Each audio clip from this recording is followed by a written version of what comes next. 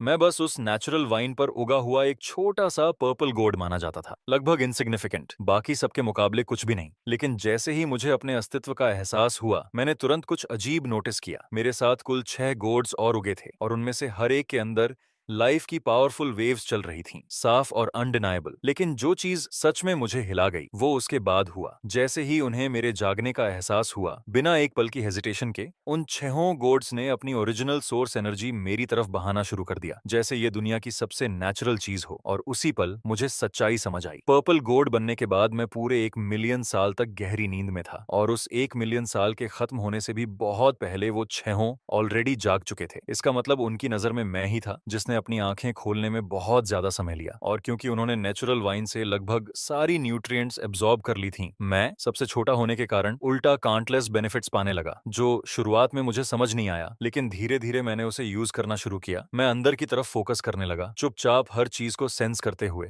और अपनी पूरी ताकत लगाकर उन 6 अलग अलग टाइप्स की ओरिजिन एनर्जी को फ्यूज करने लगा जो जो मुझे दी गई थी। और फिर समय बीतता गया, एक और मिलियन साल ऐसे ही निकल गया, जब तक एक दिन मैंने आखिरकार अपने इनकम्प्लीट गोड फॉर्म को रिफाइन कर लिया। सारी ओरिजिन एनर्जी पूरी तरह एक यूनिफाइड एग्जिस्टेंस में मर्ज हो गई, और उसी पल मैंने उसे महसूस किया, एक हल्की सी थ्रेड जो ऑर्डिनरी पावर से कहीं आगे थी, लॉ ऑन ऑफ स्ट्रेंथ की एक झलक। और मैं तुरंत शॉक में जम गया, क्योंकि मुझे पता था इसका मतलब क्या है। Law of strength 3000 great laws में से एक है, ग्रेट डाओ का सबसे सुप्रीम प्रिंसिपल, और पूरे एंशिएंट हेवंस और अर्थ में सिर्फ एक ही अस्तित्व था जो इसे कंट्रोल कर सकता था, महान गॉड पंगु, जिसने हेवन और अर्थ को क्रिएट किया था। और ये रियलाइजेशन आते ही मेरे थॉट्स बिखरने लगे। मैंने सोचा, कहीं रेड गॉड के अंदर जो है वो सच में पांगु तो नहीं। लेकिन नहीं, ये बात समझ में नहीं आ रही थी। ये मानना बहुत मुश्किल था। क्या पांगु क्रिएशन की ग्रेट कैलामिटी में मर नहीं गया था? और जैसे जैसे मेरे इमोशंस अंदर से उथल पुथल कर रहे थे, मैं एक पल के लिए हेजिटेट हुआ। फिर भी मैंने हिम्मत करके रेड गॉड की तरफ पुकारा। मेरी आवाज में डाउट और अर्जेंसी दोनों थे। बिग ब्रदर, क्या तुम पंगु हो? तभी रेड गॉड के अंदर से एक गहरी प्राचीन आवाज गूंजी,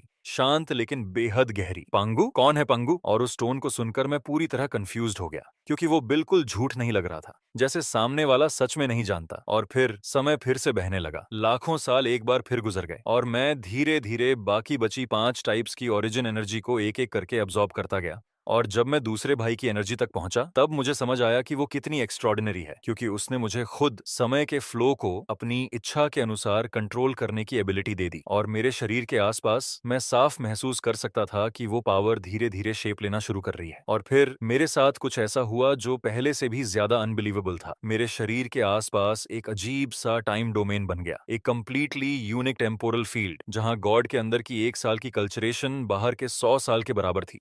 और इस तरह की एक्सेलरेशन ने मेरी ग्रोथ को पूरी तरह अलग लेवल पर पहुंचा दिया, जबकि मैं लगातार बाकी बची ओरिजिन एनर्जीज को एब्जॉर्ब करता जा रहा था। जब मैंने तीसरे भाई की एनर्जी को अपने अंदर लिया, तब मुझे एहसास हुआ कि वो भी उतनी ही मिस्टीरियस है। उसने मुझे पास्ट और प्रेजेंट लाइव्स के सीक्रेट्स को समझने की एबिलिटी दे दी, और उसी के साथ लॉज और पावर को लेकर मेरी अंडरस्टैंडिंग तेजी से बढ़ने लगी। हर गुजरते पल के साथ सब कुछ ज्यादा क्लियर और डीप होता जा रहा था। फिर बारी आई चौथे भाई की ओरिजिन एनर्जी की, जिसने मुझे लाइफ साइकिल की और भी गहरी समझ दी। और सिर्फ कुछ हजार सालों के अंदर ही मुझे ऐसा महसूस होने लगा जैसे मैंने अनगिनत रूपों में जीवन जी लिया हो। मैं एक मछली बनकर नदियों और समंदर में आजादी से तैर चुका था, फिर एक तेज घोड़ा बनकर अंतहीन मैदानों में दौड़ा, और यहाँ तक कि एक डिवाइन ड्रैगन बनकर 9 आसमानों में उड़ान भर चुका था। हर ट्रांसफॉर्मेशन मेरे अस्तित्व पर कुछ नया छाप रहा था। उसके बाद मैंने पांचवें भाई की शक्ति को एब्जॉर्ब किया, जो दिखने में सिंपल थी लेकिन असल में बेहद खतरनाक, जैसे एक एंडलेस ब्लैक होल जो दुनिया की हर चीज को बिना किसी एक्सेप्शन के निगल सकता था। और आखिर में छठी बहन की ओरिजिन एनर्जी एक एओटिक फर्नेस जैसी थी, जिसमें हेवन और अर्थ के हर एलिमेंट मौजूद थे, हर एट्रीब्यूट एक डिसऑर्डर में मिला हुआ, इतना कॉम्प्लेक्स कि उसे अलग अलग समझ पाना लगभग इम्पॉसिबल था। और जैसे जैसे मैं इन सबको प्रोसेस कर रहा था, मुझे साफ समझ आने लगा कि मेरे ये 6 भाई और बहन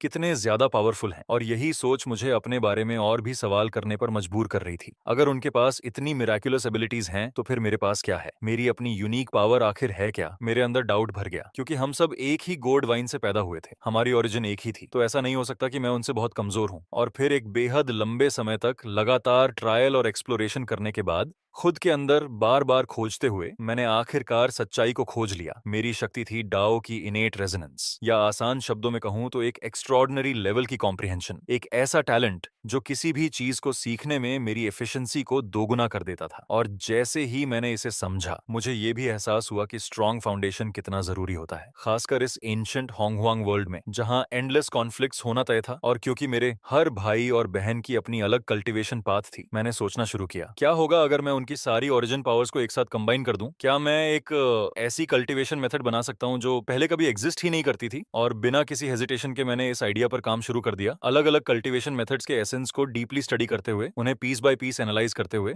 और मुझे पता भी नहीं चला कि फिर से कितना समय बीत गया, लेकिन उस एंडलेस समय और रिफाइनमेंट के बीच मैं सच में कुछ बिल्कुल नया बनाने में सफल हो गया। एक ऐसी कल्टीवेशन मेथड जो मेरे छहों सिबलिंग्स के एसेंस को एक साथ जोड़ती थी, और मैंने उसका नाम रखा होंगमेंग ग्रेट दाओ। और जैसे ही मुझे अपनी खुद की पाथ मिल गई, मैं शांति से पर्पल गोड के अंदर कल्टीवेशन करता रहा। मेरे चारों तरफ घूमते हुए वायलेट क्लाउड्स थे, जिनके अंदर हेवन और अर्थ के गहरे और अकल्पनीय लॉज छुपे हुए थे। उन वायलेट क्लाउड्स में मेरे लिए एक खतरनाक खिंचाव था, जैसे कोई इनविजिबल फोर्स मुझे अपनी तरफ खींच रही हो। और अंदर ही अंदर मुझे साफ महसूस हो रहा था कि ये बिल्कुल ऑर्डिनरी नहीं है, जिससे मेरे मन में सवाल उठा, क्या ये वही लेजेंडरी होंगमेंग पर्पल एनर्जी हो सकती है, वो प्राइमोर्डियल एसेंस जिसके बारे में मिथ्स में सुना था? लेकिन मैं अभी इसे कंफर्म नहीं कर सकता था, खासकर तब जब मेरे छहों भाई और बहन अभी तक अपने फॉर्म से बाहर नहीं आए थे। इसीलिए मैंने जल्दीबाजी नहीं की और चुपचाप ओरिजिन एनर्जी के साथ साथ उस मिस्टीरियस पर्पल एनर्जी को भी एब्जॉर्ब करता रहा। टाइम को अपने हिसाब से बहने दिया और पता ही नहीं चला कब कुछ और मिलियन साल ऐसे ही गुजर गए। फिर एक दिन मैं पूरी फोकस के साथ कल्चरेशन कर रहा था, तभी अचानक एक डीफेनिंग रोअर ने पूरे हेवन और अर्थ को हिला दिया। मैं शॉक में अपनी ट्रांस से बाहर आ गया और ऊपर देखा तो ठीक उसी पल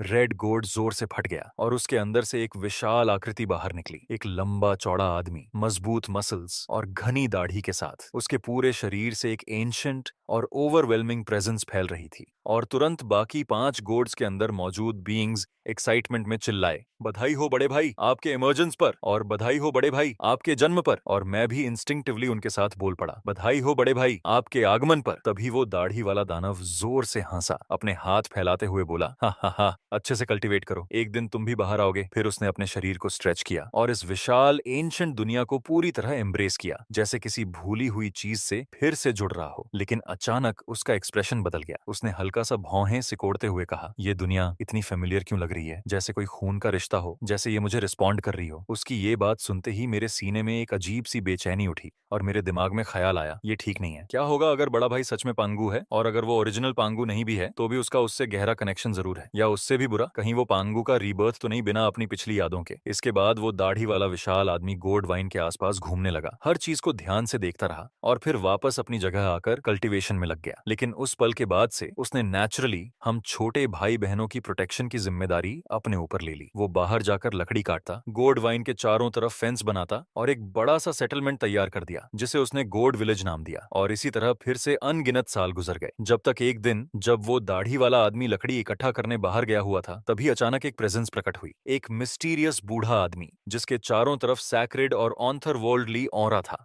अचानक शून्य से निकलकर गॉड वाइन के सामने आ खड़ा हुआ और उसे देखते हुए उसने प्रशंसा में कहा, क्या ही सुंदर नेचुरल गोड वाइन है, इस वाइन ने सच में ट्रांसफॉर्मेशन झेला है, ये एक्स्ट्रॉर्डिनरी है, बिल्कुल यूनिक। जब वो बूढ़ा आदमी उस विशाल गोड वाइन को ध्यान से इंस्पेक्ट कर रहा था तो वो खुद से धीरे धीरे कुछ बड़बड़ा रहा था। उसकी आवाज धीमी थी लेकिन क्यूरियोसिटी से भरी हुई, और मैं अभी उसकी प्रेजेंस को प्रॉपर्ली समझ भी नहीं पाया था कि तभी अचानक एक गुस्से भरी आवाज गूंजी। वो मेरा गरम मिजाज पांचवा भाई था जो चिल्लाया, ओए बूढ़े सांप, तू आखिर है कौन, वहां खड़ा खड़ा क्या बड़बड़ा रहा है? लेकिन वो बूढ़ा जरा भी नाराज नहीं हुआ, बल्कि उसने उन गॉड्स की तरफ और भी ज्यादा हैरानी से देखा और बोला, इस वाइन से पैदा हुए ये गॉड्स, इन्होंने सच में लिविंग बीइंग्स को जन्म दिया है। ये तो एक अनप्रेसिडेंटेड फिनोमिनन है, ऐसा कुछ पहले कभी नहीं देखा गया। फिर उसका एक्सप्रेशन अचानक बदल गया, जैसे कुछ मैच नहीं कर रहा हो, और वो आगे बोला, नहीं ये सही नहीं है, इस वाइन पर तो 7 गॉड्स होने चाहिए, लेकिन मुझे अभी सिर्फ 6 ही क्यों दिख रहे हैं? क्या उनमें से एक पहले ही इमर्ज होकर ट्रांसफॉर्म हो चुका है? ये कहते हुए उसकी आवाज हल्की सी ऊंची हो गई, जैसे वो खुद भी शौक छुपा नहीं पा रहा था। लेकिन लेकिन वो कुछ और बोल पाता उससे पहले ही मेरा चौथा भाई ग्रीन गोर्ड गुस्से में चिल्लाया, ओए बूढ़े सांप, बहुत ज्यादा शोर मचा रहा है तू अपनी फुसफुसाहट से, संभल कर। हमारा बड़ा भाई वापस आया ना तो तेरी सारी हड्डियां तोड़ देगा, अभी के अभी निकल जा यहाँ से। फिर भी वो बूढ़ा बस शांत मुस्कुराया और बोला, शांत रहो, मैं होंगजून हूँ और मेरा तुमसे कोई बुरा इरादा नहीं है, बस इतना है कि मुझे तुम में से किसी एक के साथ एक अजीब सा कनेक्शन महसूस हो रहा है। और जैसे ही मैंने ये नाम सुना, होंगजुन, मेरा पूरा अस्तित्व जैसे जम गया। शौक की लहर मेरे अंदर दौड़ गई। तो ये बूढ़ा असल में होंगजून था, होंगहुंग वर्ल्ड का डाओ एंसेस्टर। और उसी पल मेरा चेहरा फीका पड़ गया क्योंकि मुझे इसका मतलब अच्छी तरह पता था। ओरिजिनल होंगहुआंग लेजेंड्स में इस वाइन के साथ सेक्रेड गोड्स आखिरकार संकिंग, नुआ, दोंगहुआंग ताई होंगजुन और हाउतियन जैसे पावरफुल बीइंग्स के हाथों में जाने वाले थे। लेकिन अभी इस वक्त हाउतियान का जन्म भी नहीं हुआ था, वो अभी सिर्फ एक अनकॉन्शियस स्टोन था। इसका मतलब जो सेक्रेट गॉड उसके लिए डेस्टाइनड था, वो शायद खुद दाओ एंसेस्टर होंगजुन ने ही आगे पास किया होगा। और जैसे ही होंगजुन ने कहा कि उसे किसी एक गोड से कनेक्शन महसूस हो रहा है, मैं तुरंत समझ गया। उस कनेक्शन की जड़ शायद उसी तयशुदा फेट में छिपी हुई थी। मेरे सीने में अचानक डर की एक लहर उठी और मेरे दिमाग में ख्याल आया, धत, कहीं ये मुझ पर तो इशारा नहीं कर रहा। और अगले ही पल मेरा सबसे बुरा डर सच हो गया, क्योंकि डाओ एंसेस्टर ने सीधा पर्पल गोड की तरफ इशारा किया जिसके अंदर मैं था, और शांत आवाज में कहा, ये पर्पल गोड, इसका मुझसे कनेक्शन है, मैं इसे अब ले जाऊंगा। इतना कहकर वो आगे बढ़ा और मुझे वाइन से तोड़ने के लिए हाथ बढ़ाने लगा। और अंदर से मैं लगातार उसे कोस रहा था। मेरा दिमाग पैनिक से भर चुका था। तो सच में वो मेरे पीछे ही था। उस बूढ़े ने मुझे ही टारगेट किया था। और जैसे ही मेरी बेचैनी अपने पीक पर पहुंची, मेरे सिबलिंग्स गुस्से से फट पड़े। उनकी आवाजें एक के बाद एक गूंजने लगीं। ओए बूढ़े, तू क्या करने की कोशिश कर रहा है? अगर तूने हमारे सातवें भाई को छूने की भी कोशिश की तो हम तुझे जिंदा नोच डालेंगे। फिर एक और आवाज आई, साले बूढ़े, मेरे सातवें भाई को हाथ लगाने की हिम्मत मत करना, मरना है क्या तुझे? और तीसरी आवाज गरजी, तू कमीना डाओइस्ट, क्या तुझे अपनी जान से प्यार नहीं? हमारे सातवें भाई को लेने की सोच भी कैसे ली? बस इंतजार कर, जैसे ही मैं फॉर्म लेता हूँ तुझे राख बना दूंगा। उनका गुस्सा आसमान छू रहा था, लेकिन सच्चाई बेहद क्रूर थी। अभी तक उनमें से कोई भी पूरी तरह फॉर्म नहीं ले पाया था, इसीलिए वो सिर्फ बेबस होकर देख सकते थे। जैसे होंगजुन का हाथ धीरे धीरे मेरी तरफ बढ़ता जा रहा था, और ठीक उसी क्रिटिकल पल में जब सब कुछ खत्म होने वाला लग रहा था, अचानक एक भारी और ठंडी आवाज आसमान में गूंज गई, जैसे कोई थंडर क्लैप हो, और उसी पल सब कुछ फ्रीज हो गया। होंगजुन का हाथ जो हवा में रुका हुआ था, अचानक वहीं थम गया। उसका पूरा शरीर हल्का सा कांप उठा, जैसे किसी एंशियंट और खतरनाक बीस्ट ने उसे लॉक कर लिया हो। उसके मसल्स इंस्टिंक्टिव डर से टाइट हो गए। और तभी मैंने अपने सिबलिंग्स की आवाज सुनी, राहत और गुस्से से भरी हुई। बड़े भाई, आप आखिरकार वापस आ गए। ये कमीना बूढ़ा हमारे सातवें भाई को लेने आया है, जल्दी इसे खत्म करो। और जैसे ही उन्होंने उस विशाल आकृति को देखा जो चुपचाप उस बूढ़े डाओइस्ट के पीछे प्रकट हुई थी, उनकी इमोशंस और भी उभर आईं और वो बिना एक पल रुके एक साथ चिल्लाए, बड़े भाई, हमारी मदद करो। जैसे ही मैंने उस दाढ़ी वाले विशाल आदमी, अपने बड़े भाई को वापस आते देखा, मैं खुद को रोक नहीं पाया और खुशी से चिल्ला उठा। मेरा पूरा अस्तित्व राहत से भर गया। वहीं डाओ एंसेस्टर धीरे धीरे उसकी तरफ मुड़ा, साफ महसूस कर रहा था कि उस विशाल शरीर से एक भयानक प्रेशर निकल रहा है, इतना डरावना कि उसका चेहरा सख्त हो गया, क्योंकि ये एहसास उसने पहले सिर्फ एक बार महसूस किया था, और वो था खुद पांगू से। आखिर डाओ एंसेस्टर उन 3000 केओस गॉड्स में से रीबॉर्न हुआ था, और उस प्राचीन समय में वो भी उन लोगों में शामिल था जिन्होंने पांगू पर हमला किया था। लेकिन पांगू के सिर्फ एक एक्स स्विंग ने उसे लगभग खत्म कर दिया था। बस उसकी ट्रू स्पिरिट का एक छोटा सा अंश ही बच पाया था, और पांगू के हेवन और अर्थ बनाने के बाद ही उसे होंगहुआंग वर्ल्ड में आकर रीबर्थ मिलने का मौका मिला। इसीलिए अब जब वो इस दाढ़ी वाले विशाल आदमी को देख रहा था, तो वो अनजाने में ही घबरा कर निकल गया, और उसके दिमाग में एक ही ख्याल घूम रहा था, धत, ये प्रेशर इतना फेमिलियर क्यों लग रहा है? क्या ये पांगू हो सकता है? लेकिन ये मुमकिन नहीं था, पांगू तो मर चुका था। फिर भी उसने अपने हाथ जोड़कर रिस्पेक्ट के साथ कहा, फेलो डाओइस्ट। लेकिन मेरी बड़े भाई ने तुरंत उसे काटते हुए ठंडी आवाज में कहा, तू मेरे सातवें भाई को छूने की सोच रहा है? होंगजुन ने जल्दी से जवाब दिया, मेरा ऐसा इरादा नहीं है, लेकिन उस पर्पल गोड का मुझसे सच में कनेक्शन है। ये सुनते ही मेरा भाई गुस्से में गरजा, कनेक्शन गया भाड़ में। और अगले ही पल उसका शरीर अपने वेपन के साथ मर्ज हो गया। उसके ऊपर एक विशाल एक्स प्रकट हुआ, जो आसमान की तरफ उठा और फिर पूरी ताकत से डाओ एंसेस्टर की तरफ गिरा दिया गया। और उसी पल वो जंग लगा सा दिखने वाला जायंट एक्स अचानक हजारों चमकती रोशनी में फट पड़ा, जैसे पूरे होंग वर्ल्ड की शक्ति उस एक वार में समा गई हो। ये देखकर मेरा दिल तक हिल गया और मेरे दिमाग में बस एक ही बात आई, धत, ये तो हद से ज्यादा पावरफुल है। ये पहली बार था जब मैं बड़े भाई को अटैक करते हुए देख रहा था, और मेरे अंदर एक्साइटमेंट बेकाबू होकर उभर रही थी। वहीं दूसरी तरफ डाओ एंसेस्टर ने भी इतनी जल्दी और इतनी खतरनाक ताकत वाले हमले की उम्मीद नहीं की थी, क्योंकि अगर वो वार सच में लग जाता तो सब कुछ एक ही पल में बदल जाता। अगर वो वार सच में लग जाता तो उसकी सोल और स्पिरिट पूरी तरह मिट जाती, इसमें जरा भी शक नहीं था। और उससे भी बढ़कर उस अटैक के अंदर जो ऑरा था वो उसे डरावनी तरह से फेमिलियर लग रहा था, जिसने उसके दिल के अंदर गहरी दहशत भर दी। डाओ एंसेस्टर का चेहरा तुरंत बदल गया, उसका रंग उड़ गया और उसकी आंखें शौक में लगभग बाहर निकल आईं। बिना एक पल गंवाए उसने अपना हाथ अपने माथे पर रख दिया और अगले ही क्षण उसके सिर के पीछे एक मल्टी कलर क्लाउड प्रकट हुआ, जिसके अंदर होंगमेंग वर्ल्ड की एक धुंधली झलक दिखाई दे रही थी। और उसके बाहर गोल्डन पर्ल्स, एक गोल्डन लोटस और एक गोल्डन लैंप तेजी से घूमने लगे, जिनसे रहस्यमयी रोशनी की किरणें बारिश की तरह बरस रही थीं और मिलकर एक चमकदार बैरियर बना रही थीं, जो उसके पूरे शरीर को कसकर प्रोटेक्ट कर रहा था। ये सब देखकर मुझे तुरंत समझ आ गया कि होंगह्वांग वर्ल्ड में मैं पहली बार कुछ ऐसा देख रहा हूं। एब्सोल्यूट स्ट्रॉन्गेस्ट के बीच की लड़ाई, दो अनमैच्ड एक्सपर्ट्स का पी क्लैश। और मैं अपनी आंखें पूरी तरह खोलकर हर डिटेल को पकड़ने की कोशिश कर रहा था, कहीं कुछ मिस ना हो जाए। और जैसे ही अगला पल आया, वो जायंट एक्स की चकाचौंध भरी रोशनी अनस्टॉपेबल हो गई, अपने रास्ते में आने वाली हर चीज को कुचलते हुए सब कुछ राख में बदलती चली गई। डिवाइन क्लाउड्स जोर जोर से कांपने लगे और गोल्डन पर्ल्स, लोटस और लैंप जैसे अनगिनत सेक्रेड ट्रेजर्स चारों तरफ बिखर गए।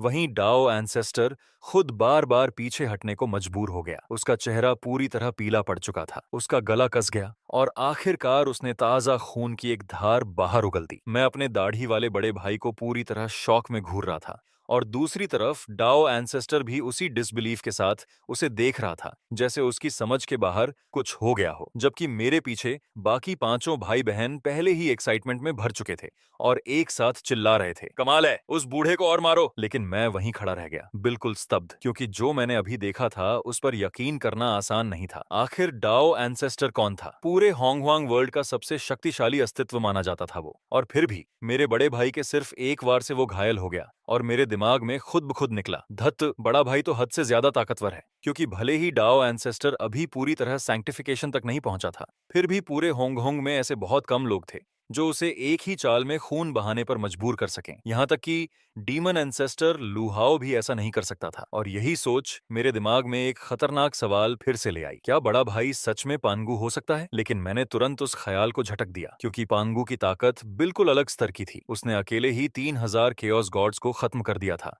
और अपनी ही शक्ति से हेवन और अर्थ की रचना की थी। उसका रेलम तो ग्रेट डाओ से बस आधा कदम दूर था, एक ऐसा स्तर जहां से ट्रांसेंडेंस बस एक कदम दूर रह जाती है। फिर भी अभी अपने भाई को देखते हुए, लॉ ऑफ स्ट्रेंथ पर उसका कंट्रोल और उसकी वो भयानक ताकत देखकर ये मुमकिन लग रहा था कि शायद वो पांगु की डिवाइन सोल का कोई हिस्सा हो जो इस दुनिया में रीबॉर्न हुआ है। और ये ख्याल आते ही मेरा दिल एक्साइटमेंट से तेजी से धड़कने लगा। लेकिन मैं आगे कुछ सोच पाता उससे पहले ही डाओ एंसेस्टर, जो साफ तौर पर हिल चुका था, जल्दी से बोला, फेलो डाओइस्ट, मेरा सच में कोई बुरा इरादा नहीं है, कृपया अटैक रोक दीजिए। लेकिन मेरे भाई ने जरा भी देर नहीं की, उसकी ठंडी आवाज हवा को चीरती हुई निकली, निकल जाओ। मेरे दाढ़ी वाले बड़े भाई ने धीरे धीरे उस विशाल एक्स को नीचे किया। उसकी आंखें जलती हुई आग की तरह तेज थीं और उसने ठंडी आवाज में कहा, हम फिर मिलेंगे। उसके ये शब्द सुनते ही डाओ एंसेस्टर ने अपनी नजर मेरी तरफ घुमाई, उस पर्पल गोड की तरफ जिसमें मैं था। कुछ पल तक मुझे गहराई से घूरता रहा, फिर मेरे भाई को सम्मान से प्रणाम किया और एक रोशनी की किरण बनकर दूर गायब हो गया।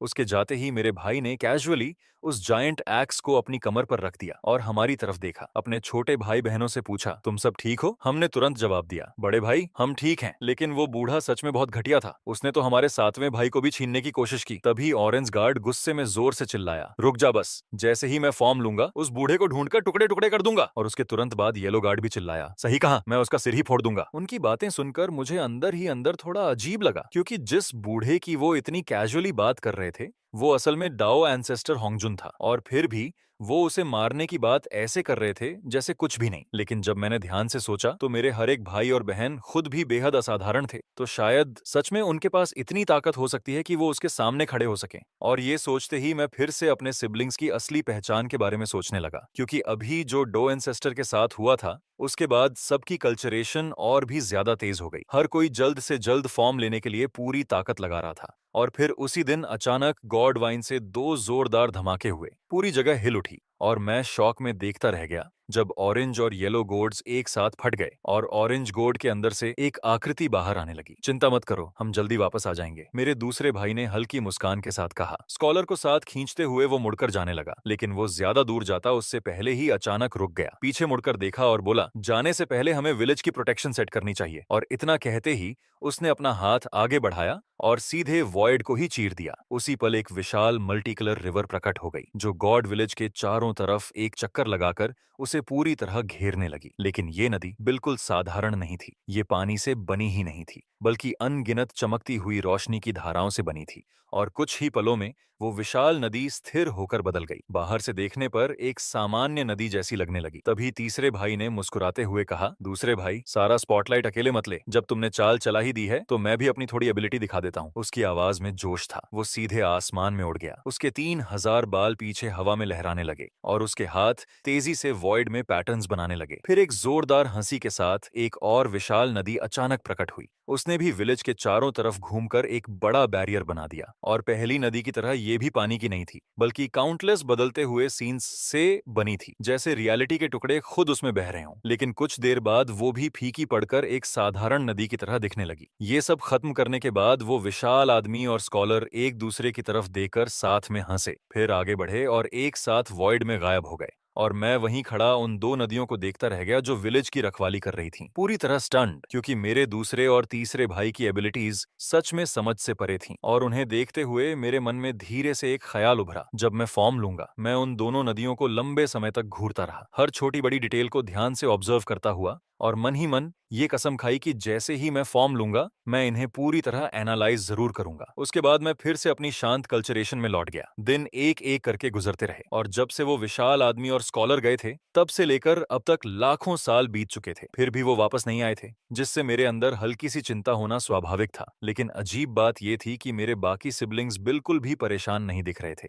जैसे उन्हें उन दोनों पर पूरा भरोसा हो। और फिर एक दिन अचानक वॉयड पानी की तरह लहराने लगा और उसी के अंदर से वो विशाल आदमी और स्कॉलर वापस प्रकट हो गए। और मेरे भाई के हाथ में एक छोटा सा जीव था, पूरा बर्फ जैसा सफेद। जैसे ही वो पहुंचे उसने हंसते हुए कहा, भाइयों, हम वापस आ गए, क्या हमें याद किया? उन्हें सुरक्षित लौटते देख मैंने राहत की सांस ली, जो शायद मैं कब से रोके हुए था। और मैंने कहा, दूसरे भाई, तीसरे भाई, आप लोग आखिरकार वापस आ गए। तभी स्कॉलर उत्साह से बोला, सातवें भाई, इस बार हम उस बूढ़े होंगजुन को ढूंढने बहुत दूर तक गए थे और जब वो मिला तो हमने उसे इतना पीटा कि उसके दांत तक बिखर गए। वो सिर पकड़कर भाग गया, सच में बहुत मजा आया। ये कहते हुए उसने एक्साइटमेंट में एक फल वाला पेड़ जमीन पर फेंक दिया और जैसे ही वो धरती को छुआ तुरंत जड़ पकड़कर उगने लगा और कुछ ही पलों में उस पर कमल जैसे फूल खिल गए, इतने सुंदर कि जैसे सपना हो। और पलक झपकते ही उस पर 9 सुनहरे फल उग आए, हर एक अलग रंग का, और हर फल पर हल्के से 2 रहस्यमयी शब्द उभर रहे थे, हुआंगझोंग। मैं उस पेड़ को बिना पलक झपकाए घूरता रह गया, दिमाग में बस एक ही ख्याल गूंज रहा था, क्या ये सच में हुआंगझोंगली है? उन 10 इननेट सेक्रेड रूट्स में से एक। मेरा मन जैसे तूफानी समुद्र बन चुका था, क्योंकि वो पेड़, वो असल में उस बूढ़े डाओइस्ट ने घुटनों पर गिरकर दया मांगते हुए दिया था। और इसका मतलब सिर्फ एक ही था, मेरे दूसरे और तीसरे भाई ने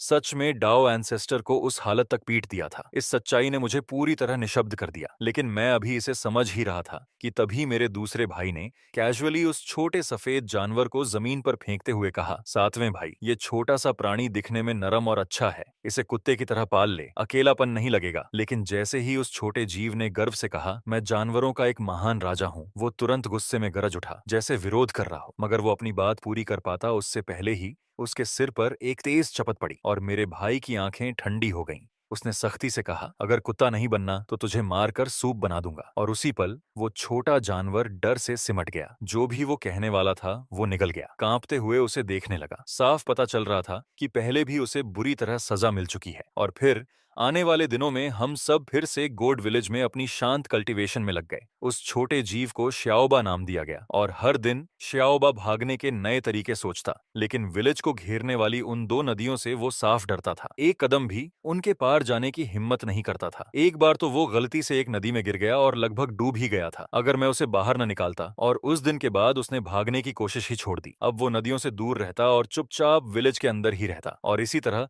कुछ और लाखों साल पलक झपकते ही बीत गए। फिर एक दिन अचानक बाहर से एक रोशनी की किंडी किरण विलेज की तरफ आई, और जैसे ही वो खत्म हुई, एक आकृति सामने आई। वो और कोई नहीं बल्कि खुद डॉ एंसेस्टर होंगजून था। और दूरी से ही उसने आदर के साथ हाथ जोड़कर कहा, फेलो डाओइस्ट्स, होंगजुन मिलने आया है। और मैं भी समझ गया कि वो उन दो नदियों से सावधान था, इसीलिए वो दूर ही रुककर पहले सम्मान दिखा रहा था। ये देखकर मेरे मन में खुद ब खुद एक ख्याल आया, अब ये दिलचस्प होने वाला है। वो बूढ़ा होंगजुन सच में बहुत जिद्दी निकला, फिर से वापस आ गया जैसे खुद ही मुसीबत ढूंढ रहा हो। और जैसे ही मेरे बड़े भाई ने उसकी आवाज सुनी, वो बिना एक पल गनवाए बाहर निकल गया। लेकिन दूरी बहुत ज्यादा थी और बीच में वो दो रहस्यमयी नदियां अभी भी खड़ी थीं। इसलिए मैं उनकी बात सुन नहीं पाया, बस धुंधला सा देख पाया कि मेरा भाई हाथ में दो बचर नाइव्स लिए गुस्से में चिल्ला रहा था, जबकि दूसरी तरफ डाओ एंसेस्टर सावधानी से खड़ा था। और आखिर में होंगजुन के पास फिर से पीछे हटने के अलावा कोई रास्ता नहीं बचा। वो दूर आसमान में उड़कर चला गया। और तभी मेरा भाई शांत होकर वापस लौटा। उसके बाद स्कॉलर ने पूछा, दूसरे भाई, इस बार वो कमीना क्या चाहता था? तो मेरे भाई ने लापरवाही से जवाब दिया, वो बूढ़ा चाहता है कि मैं उसके साथ चलकर कोई जुक्सियान स्वॉर्ड फॉर्मेशन तोड़ने में मदद करूं, लेकिन मेरे पास उस बेकार काम के लिए समय नहीं है। अगर उसे करना है तो खुद करे। ये सुनते ही मैंने धीरे से बुदबुदाया, जूशियन स्वॉर्ड फॉर्मेशन, लगता है ड्रैगन हान ग्रेट कैलेमिटी अपने अंतिम चरण में पहुंच चुकी है। और उसी पल मेरे दिमाग में एक ख्याल कौंधा, मेरी आंखें चमक उठी और मैंने तुरंत कहा, दूसरे भाई, तीसरे भाई, मुझे लगता है आपको ये ऑफर एक्सेप्ट कर लेना चाहिए। मेरी बात सुनकर दोनों चौंक गए, मेरी तरफ देखकर बोले, सातवें भाई, क्या मतलब है तो अन्याय तुम्हारा? हम उस बूढ़े की मदद क्यों करें? मैंने तुरंत साफ किया, मैं ये नहीं कह रहा कि आप होंगजुन की मदद करें। मैं कह रहा हूं कि इस मौके का फायदा उठाओ और ट्रेजर्स अपने हाथ में लो। ऐसी लड़ाई में अनगिनत लोग मरेंगे और घायल होंगे, और उस वक्त बहुत सारे ट्रेजर्स बिना मालिक के रह जाएंगे। अगर हमने मौका नहीं लिया तो सब कुछ उस बूढ़े डाओइस्ट होंगजुन के हाथ में चला जाएगा। ये सुनते ही उस विशाल आदमी और स्कॉलर दोनों की आंखों में चमक आ गई। उन्होंने सिर हिलाते हुए कहा, सातवें भाई सही कह रहा है, चलो तुरंत निकलते हैं। और इतना कहते ही मेरे दूसरे भाई ने स्कॉलर को पकड़ा और दोनों बिना देर किए विलेज से बाहर उड़ गए, जबकि हम बाकी सब वहीं रहकर अपनी कल्टीवेशन में लग गए। लेकिन ठीक उसी पल मैंने अचानक उस दाढ़ी वाले विशाल आदमी से एक अजीब सा ऑरा महसूस किया, कुछ अलग, कुछ पहले से भी ज्यादा गहरा।